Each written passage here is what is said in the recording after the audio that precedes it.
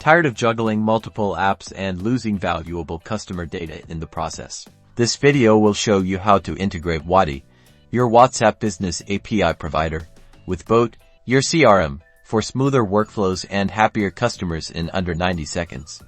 Let's dive in. First, log into your Boat account. Navigate to the Settings or Integrations section, typically found in the lower left corner or under your profile icon. Look for a section labeled Integrations, API, or something similar that allows you to connect with other platforms. Now, search for Wati in the list of available integrations. If you don't see it immediately, use the search bar, click on the Wati integration option. You'll now be prompted to enter your Wati API key. Don't worry, finding it is easy. Open a new tab and log into your Wati account. In Wati, go to the Settings menu, typically found on the left navigation bar. From there, select the API keys section. If you do not have a key, you will need to generate a new one.